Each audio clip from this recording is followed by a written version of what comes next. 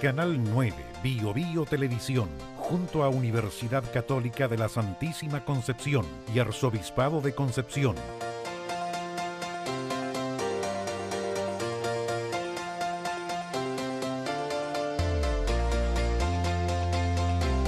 Presentan Diálogo.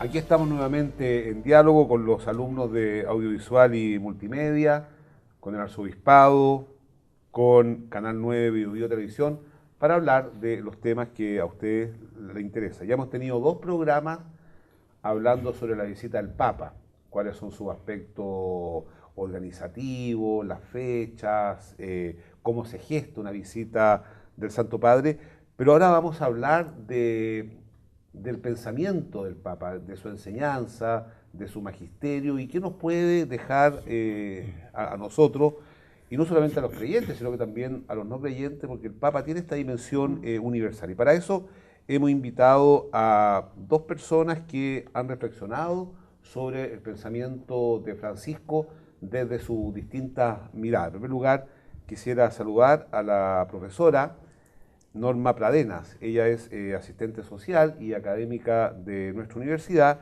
y al profesor Pablo Uribe.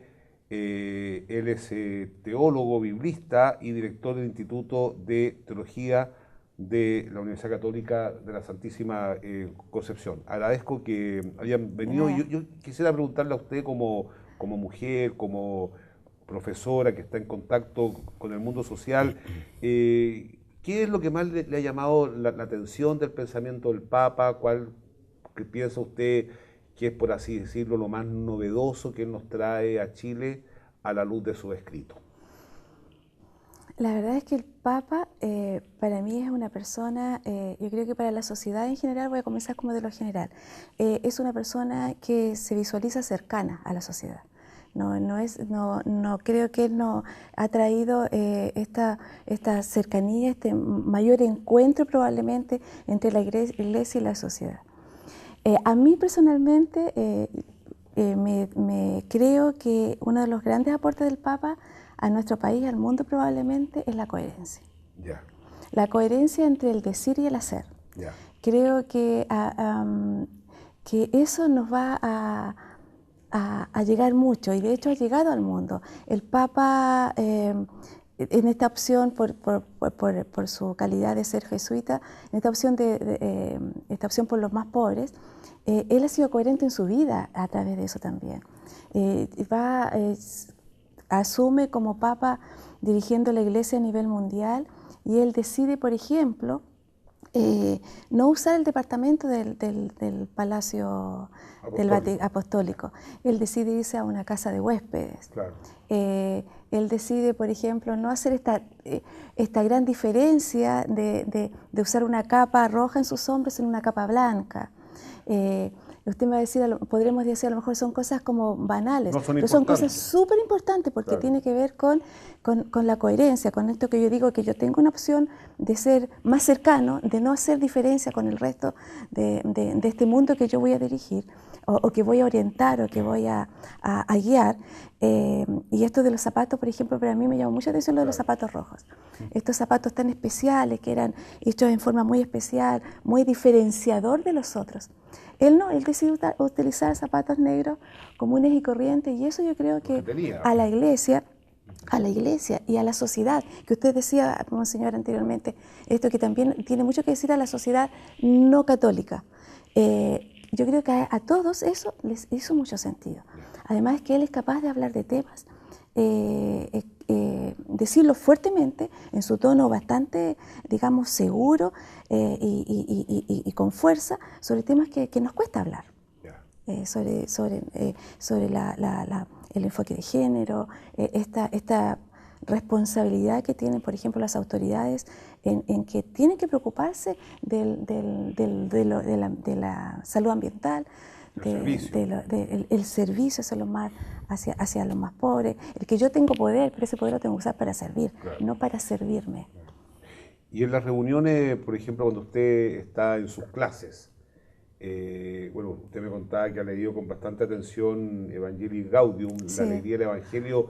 Los alumnos, digamos, que en general están en una época de búsqueda, muchos no han tenido un contacto con la iglesia.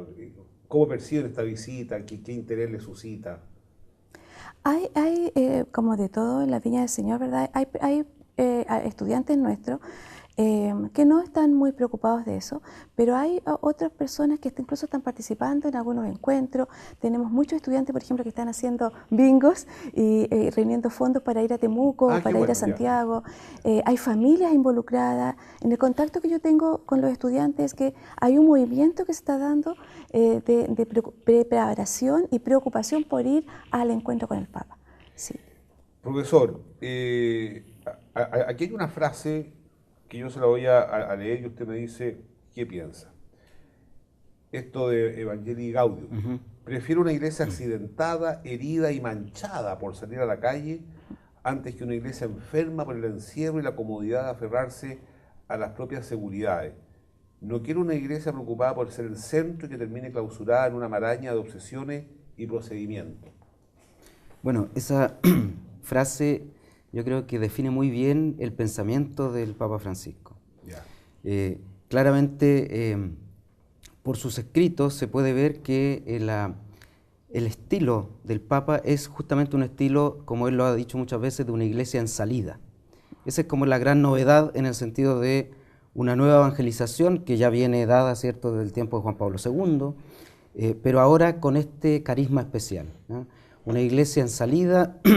Él dice también en la misma exhortación, ¿cierto?, que él quiere una iglesia pobre para los pobres, ¿no? Por lo tanto, es como refrescar el tema de la iglesia, y una iglesia que en el hacer demuestre su compromiso con la evangelización.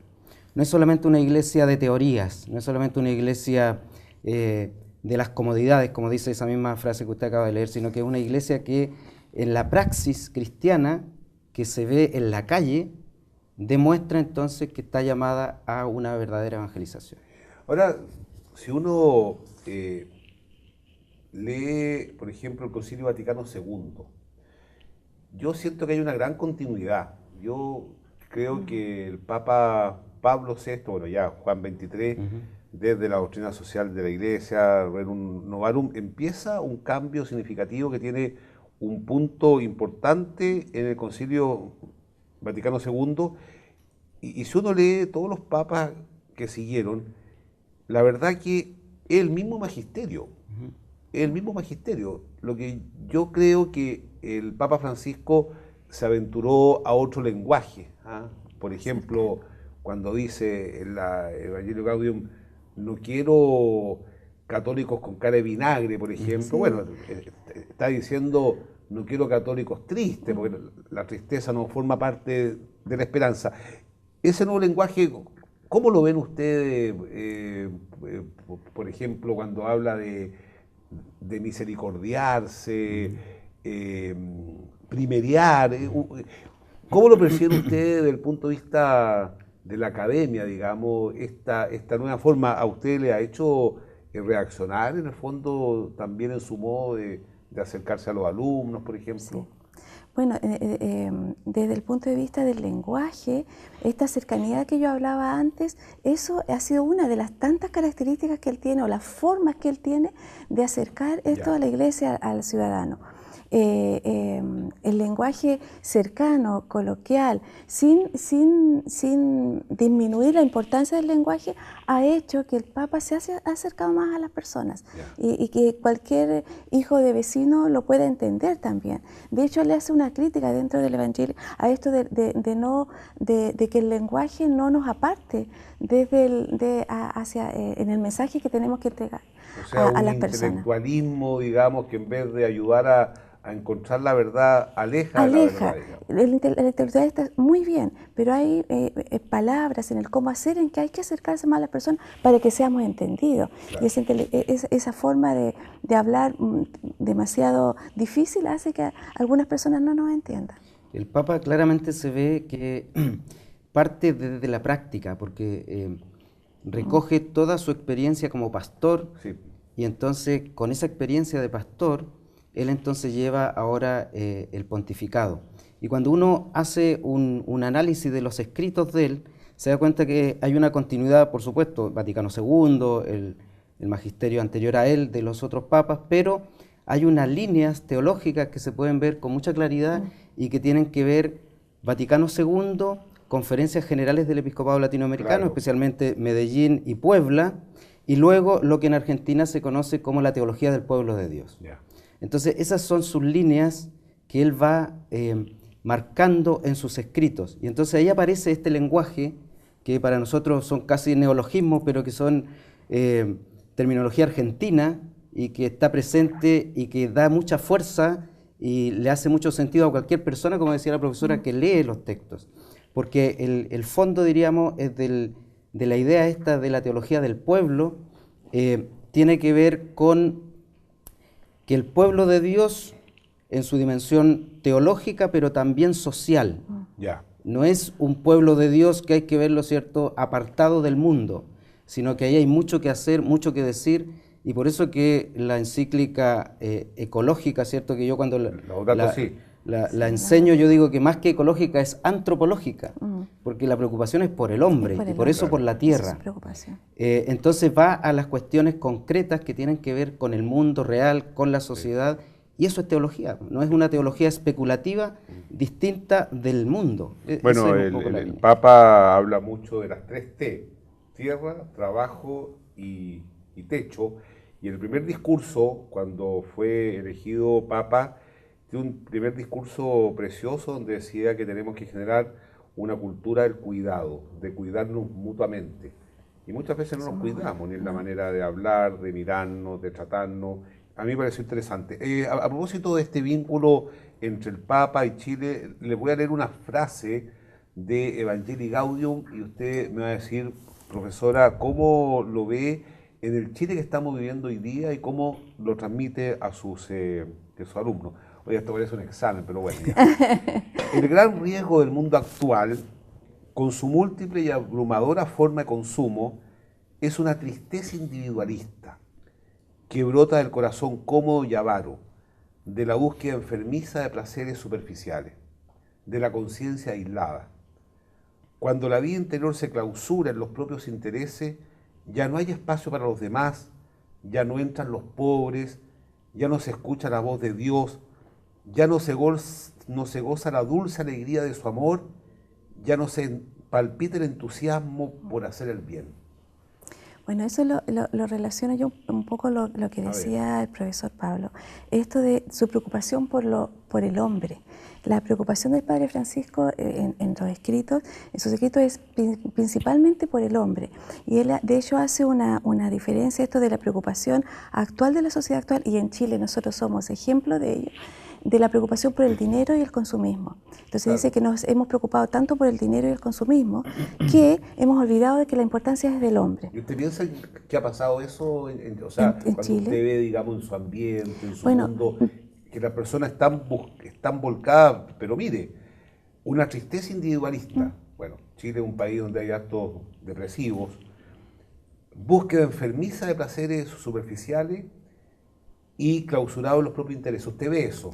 Yo lo veo, y de hecho lo veo en los estudiantes, y una de mis misiones como personales que he tratado es de tratar de que las materias o los contenidos que yo imparto tengan que ver con que nosotros tenemos que hacernos cargo de eso. Un poco lo que conversamos con los estudiantes. Los estudiantes, por ejemplo, ellos, si algo les sucede, ellos piensan primero en ellos mismos. Y yo creo que desde lo académico, nosotros lo que tenemos que hacer es que el compromiso que tienen cada uno de ellos con la sociedad en la que están viviendo y con lo que ellos van a ser los que van a tener el futuro de Chile. Por lo tanto, el compromiso que tienen con la sociedad es muy grande. Pero lo visualizo yo desde el punto de vista de que ellos se preocupan mucho por la nota más que por aprender. Por ejemplo, les Mira. cuesta mucho leer, no sé si tú visualizas lo mismo, les cuesta mucho leer, y si son muchas páginas se quejan, porque están pensando siempre en el mínimo esfuerzo, y eso tiene que ver con el individualismo, no se preocupan por lo demás. Entonces lo que yo trato de hacer cuando converso con ellos es que el aprendizaje no es para ellos, el aprendizaje, bueno, es para ellos, pero es para servir. Es de las distintas profesiones con las que ellos están trabajando, el compromiso con su país.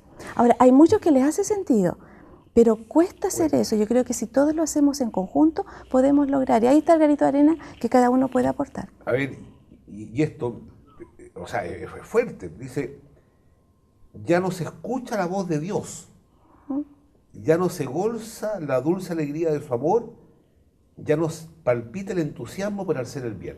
Sí. ¿Usted siente que falta el entusiasmo por hacer el bien en general?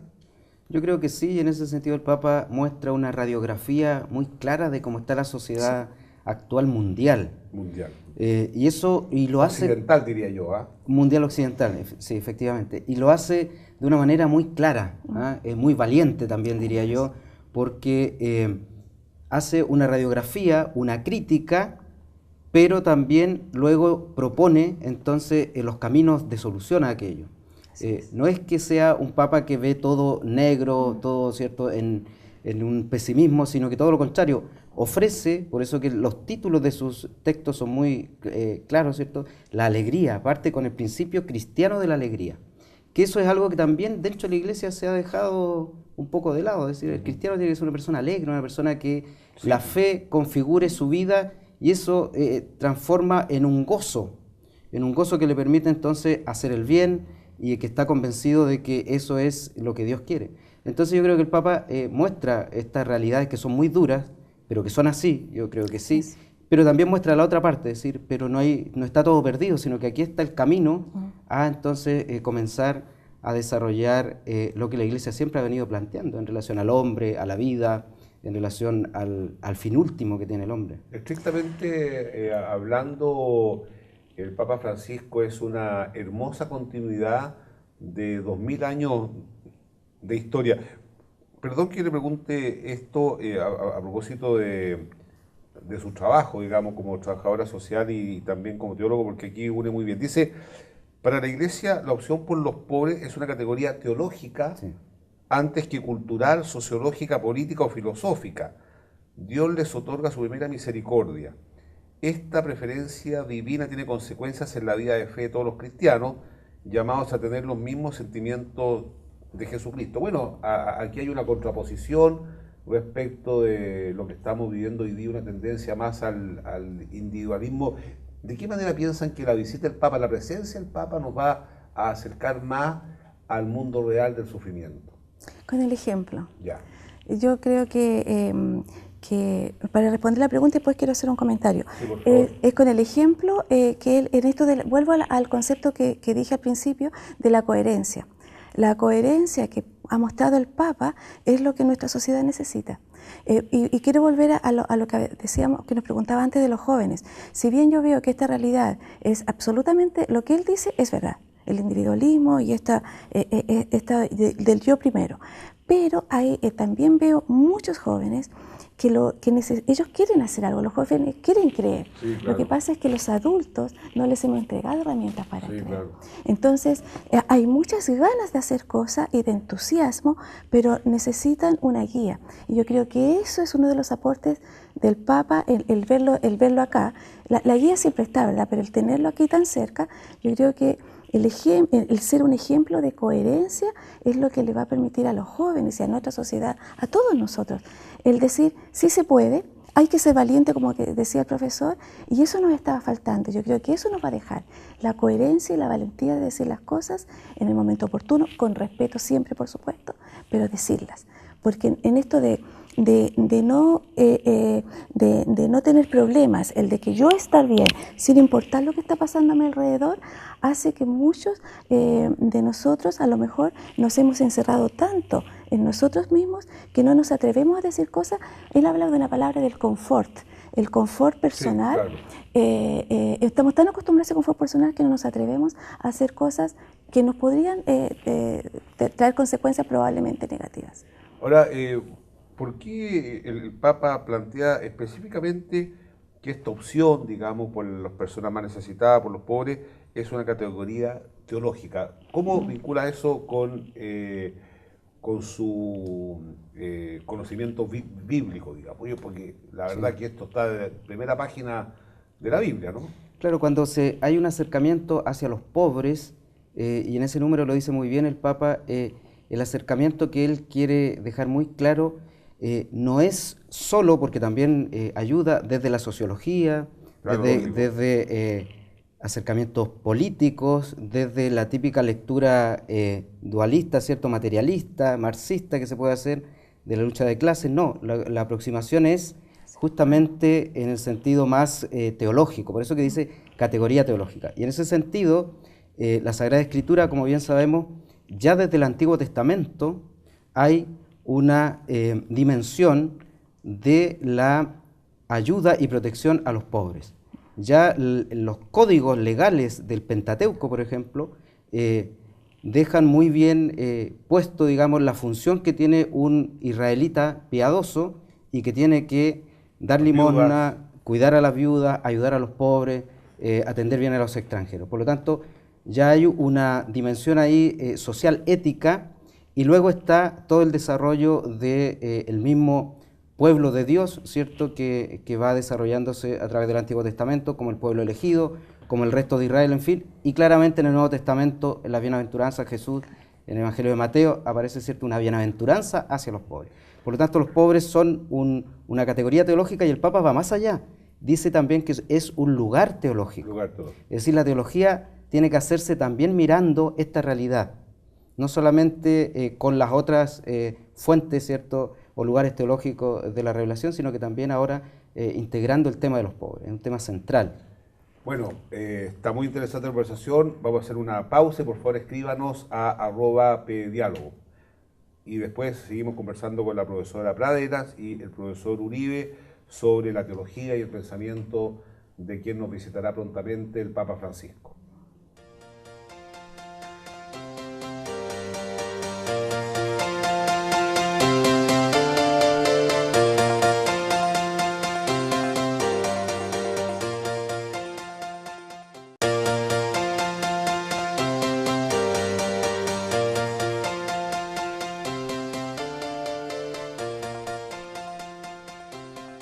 Aquí estamos hablando con la profesora Norma Pradena y el profesor Pablo Uribe sobre el pensamiento de Francisco, y la conversación ha derivado en la dificultad que hay de separar su pensamiento con su propia vida. Se ha hablado mucho de la coherencia.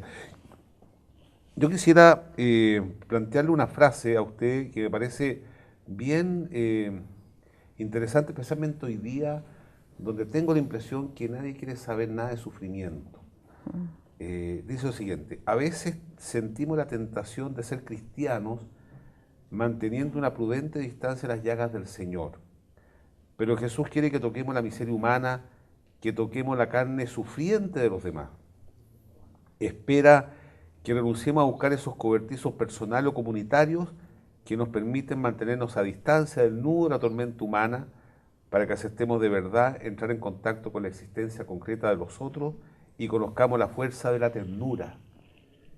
Cuando lo hacemos, la vida siempre se nos complica maravillosamente y vivimos la intensa experiencia de ser pueblo, la experiencia de pertenecer a un pueblo. ¿Ustedes sienten que estamos rehuyendo de la realidad? ¿No queremos entrar en la vida? ¿Cómo lo ven ustedes? Bueno, como católicos, como educadores, ¿cómo ustedes concretizan estas palabras que son muy fuertes? O sea, dice que prácticamente nos estamos aislando, pero así jamás vamos a experimentar la fuerza de la ternura. Profesora, cuéntenos un poco. Yo lo relaciono esto con lo que había dicho antes, esto de esta necesidad del confort, esto de que nos hemos acostumbrado a no tener complicaciones. Y entre menos complicaciones tengamos la vida, mejor. Y el decidirse por preocuparse del otro, de los pobres en el caso que nos plantea, o del desvalido, o de la inmigración, por ejemplo, que es un tema tan grande ahora que nos está, que tenemos que enfrentar como país, es que le tenemos miedo a la complicación. Porque el que yo me preocupe del otro, me preocupe del más pobre, me preocupe del que tiene necesidad, implica que yo voy a invertir tiempo en ello, voy a invertir quizás mis afectos, y de eso tenemos miedo, porque estoy tan tranquilo en el confort en el que tengo, que el preocuparme del más pobre implica que yo voy a tener que comprometerme con algo. Pero y el compromiso es el miedo a sí, tener. bien, excelente, pero él dice otra cosa, que si no tenemos esa experiencia de tocar la miseria humana, tampoco vamos a tener la experiencia de la auténtica alegría. Eso, bueno, eso es muerte y resurrección, ¿o no? Exacto, A ver, ¿por claro. qué no? Bueno, es el camino del mismo Jesús que nos deja, que si uno mira la vida de Jesús, ¿cierto?, desde una manera fenomenológica, termina con un gran fracaso, que murió en la cruz, condenado por las autoridades judías, religiosas, civiles, y por lo tanto fracasó su proyecto de querer reunir a un grupo, ¿cierto?, y ser un grupo más dentro del judaísmo con una propuesta distinta.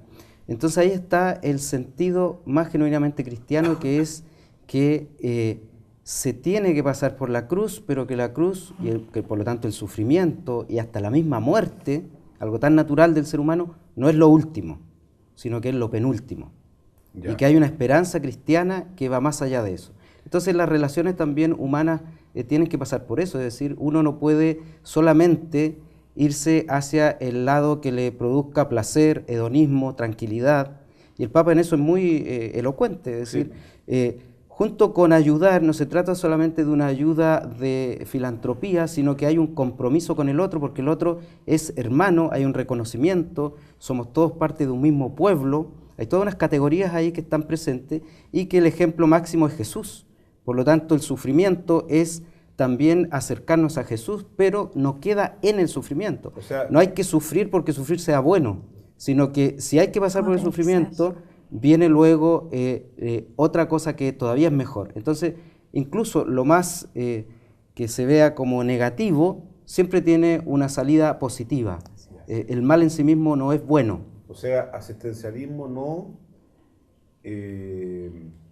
pero sí un involucramiento, digamos. Un compromiso con el otro. Un compromiso con el otro. Sí. Ahora cuando uno ve, bueno, ahora por ejemplo en 2 semanas más los jóvenes van a dar la PSU, yo estoy seguro que van a aparecer, digamos, las listas de las carreras que son más rentables, etcétera. ¿Cómo se puede compatibilizar, digamos, esta tendencia al pragmatismo, al utilitarismo, con esta otra tendencia de padecer con, de sufrir con, ahí hay un tema muy complicado? O sea, esto que nos dice el Papa es totalmente contracultural. Sí. Contracultural. Sí.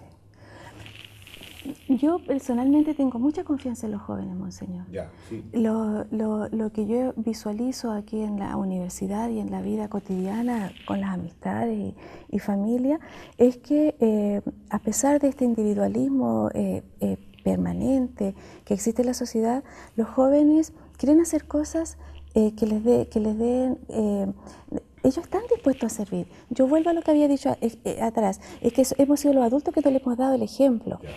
Y en ese sentido, de lo que usted pregunta de las carreras, por ejemplo, que prontamente vamos a estar en esa situación, conozco muchas situaciones en que los estudiantes, por ejemplo, quieren ser profesores, quieren enseñar, pero la familia, por ejemplo, los presiona a que estudien otra carrera que sea más rentable. Pensando en lo cultural, por ejemplo, conozco muchas realidades de niños jóvenes que han querido ser artistas, cineastas, y que están eso, y los papás los presionan. ¿Por qué no? Porque ¿cómo van a hacer eso? ¿Cómo se van a ganar la vida? Entonces, en este concepto de exitismo y consumismo que tenemos, no dejamos también que los jóvenes, o incluso nosotros mismos los adultos, nos aboquemos a acciones, a actividades que es simplemente por el placer de dar. por el placer de hacer algo en el que yo me voy a sentir bien. Y no estoy hablando desde lo económico, estoy hablando desde los sentimientos y desde las emociones. Yo creo que y esta cultura no ha dejado que eso pase, disculpe. Sí, en ese sentido yo creo que la visita del Papa a Chile va a ser un gran bien. Se ha cuestionado, ¿cierto?, desde algunos sectores, ¿por qué tiene que venir el Papa? Bueno, basta con darse cuenta de que actualmente es el líder espiritual más grande del mundo. Sí, es un personaje, ¿cierto?, que también representa a un Estado de otro país. O sea, ya son razones más que suficientes que pueden venir, pero no se conoce lo que él ha dicho, no se conoce el pensamiento, entonces todo lo que pueda decir para Chile va a ser de un bien. Y en ese sentido también el Papa ha destacado mucho el tema de la religiosidad en general. Entonces, hasta los mismos ateos, agnósticos, tienen una manera de vivir esta religiosidad, aunque no sea confesional, en el relacionarse. El Papa Francisco ha destacado mucho el tema de la religiosidad y especialmente la religiosidad popular. Claro. Entonces, ya, ¿cierto?, desde el documento de Aparecida, que sabemos que él mismo fue parte de la comisión de redacción y participó activamente en las, discusiones de lo que quedó finalmente en el documento, ya ahí hay un redescubrimiento que la Iglesia antes también lo había manifestado en otros documentos, volvemos, ¿cierto?, a Medellín, Puebla principalmente, sobre la importancia de la religiosidad popular, que no hay que verlo como algo complementario, aislado. El Papa lo habla y ha ido aportando con unos términos muy interesantes a nivel teológico. Ya no es solo religiosidad popular, sino piedad popular. Es decir, aquí hay un acto de fe importante. Y luego el Papa, en Evangelii Gaudium, dice que es también una mística popular. O sea, llega más allá. Y termina diciendo que la misma gente que practica genuinamente esta forma religiosa tiene que ayudarnos a evangelizar, la gran misión de la evangelización, y da un paso más y dice, y tiene que evangelizarnos a nosotros, como miembros de la Iglesia. Sí, claro. Entonces, releva el tema de la religiosidad popular con características muy genuinas y que le hacen bien a la fe de la gente y de la Iglesia en general. A propósito de esto, y ustedes que trabajan en una universidad católica, quisiera recordarles esta frase que tiene que ver de alguna manera que la diferenciación de lo que significa la fe en la vida pública. Mira lo que dice: nadie puede exigirnos que releguemos a la religión a la intimidad secreta de las personas, sin influencia alguna en la vida social y nacional, sin preocuparnos por la salud de las instituciones de la sociedad civil, sin opinar sobre los acontecimientos que afectan a los ciudadanos. ¿Quién pretendería encerrar en un templo y acallar el mensaje de San Francisco de Asís y de la beata Teresa de Calcuta? Ellos no podrían aceptarlo. Una auténtica fe que nunca es como individualista siempre implica un profundo deseo de cambiar el mundo, transmitir valores, de dejar algo mejor detrás de nuestro paso por la tierra. Yo quisiera preguntarle así muy derechamente, en los programas de trabajo social, de teología, pero no solamente en esta universidad, sino que en general, porque usted está muy vinculado a toda la escuela de trabajo social, ¿está esta impronta de preguntarse por el mundo, sí, o está más bien encerrada en su propia cápsula?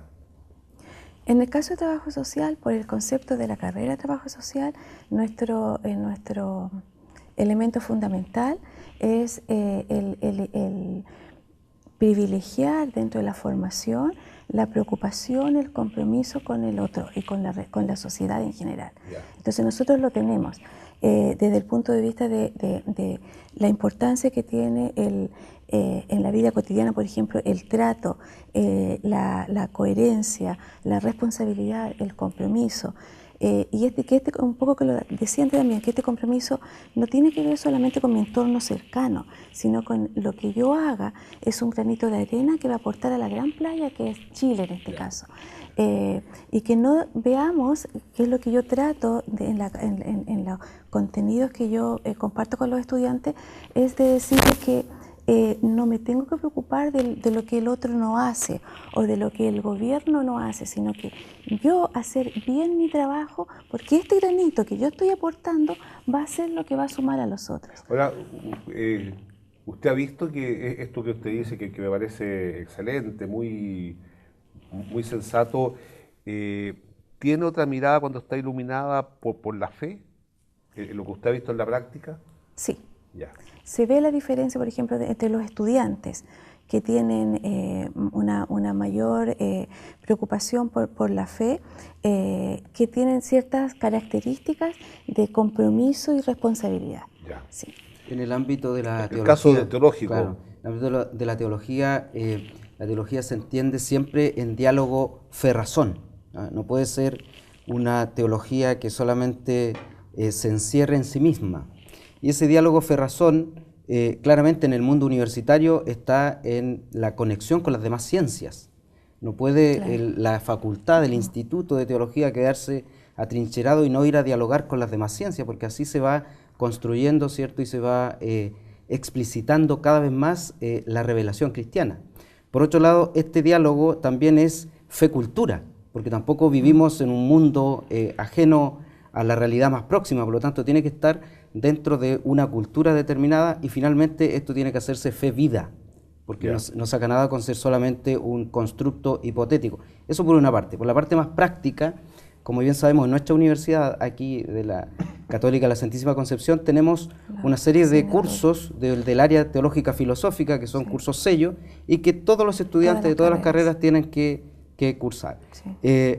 Algunos al principio, como están en los primeros años, a lo mejor no le encuentran mucho sentido. Un ingeniero que tenga que estudiar fundamentos filosóficos, ¿para qué? Fundamentos teológicos, pero luego, cuando terminan su proceso de formación, se dan cuenta de que eso también les abre una mirada mucho más integral de la realidad. Oiga, así que está conectado con eso.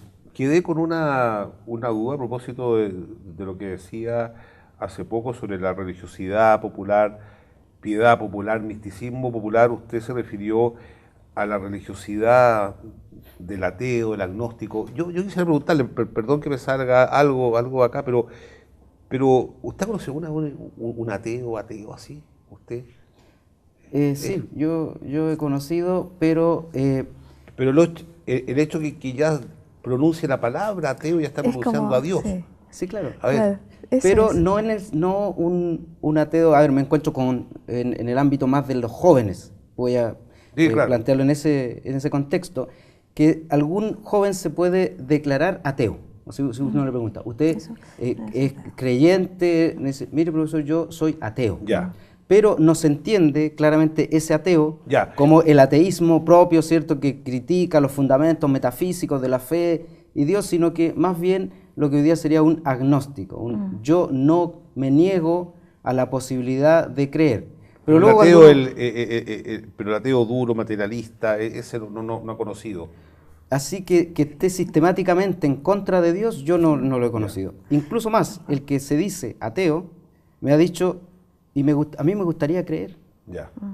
Yo tampoco. Yo de hecho me he encontrado con muchas personas, incluso con ideologías políticas que se declaran ateos y en la práctica no lo son. Es que yo creo que esto del estar en contra de la iglesia, sobre todo en los jóvenes, de estar en contra de algo, del sistema, de algo que... Pero en la práctica son personas que en su vida diaria, volviendo a lo que toda la vida cotidiana, son personas que no saben que creen, que son creyentes, que lo practican igual. Son excelentes personas.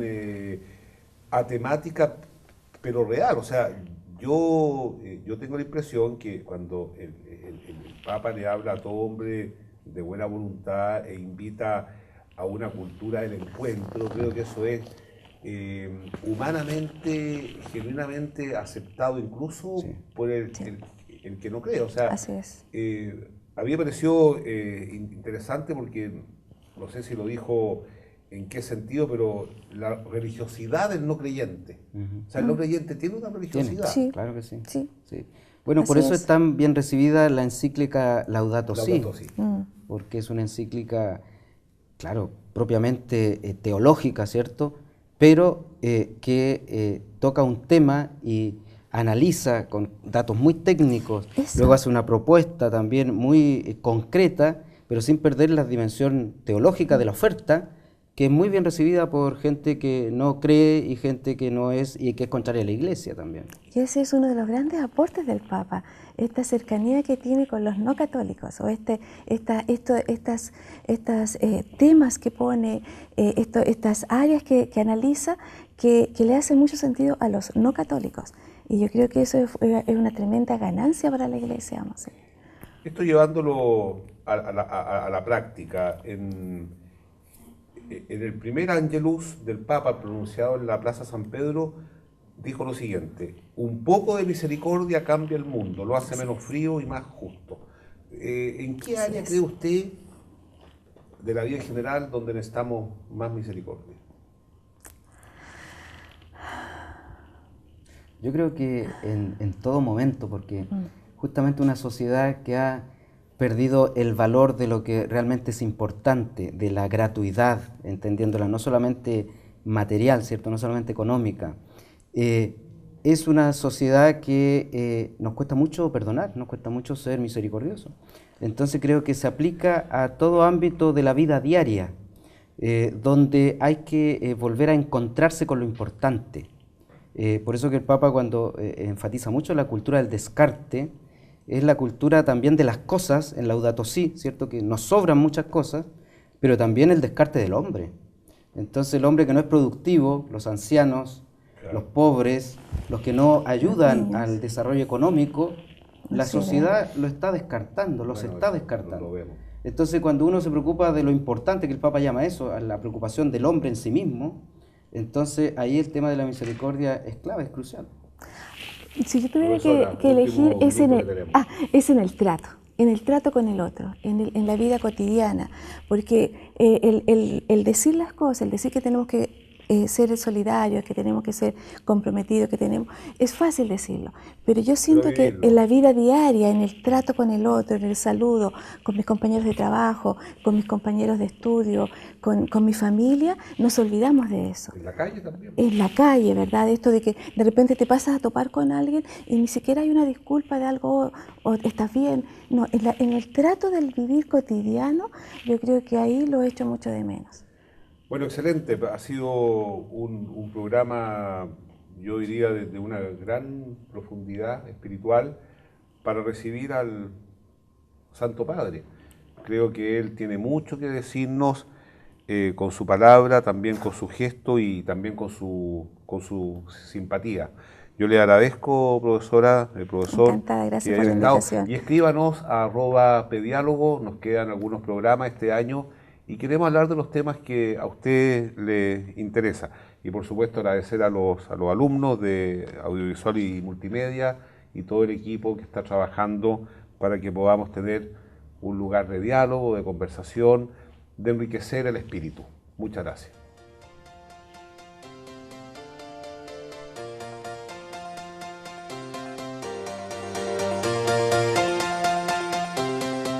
Canal 9, Bio Televisión, junto a Universidad Católica de la Santísima Concepción y Arzobispado de Concepción.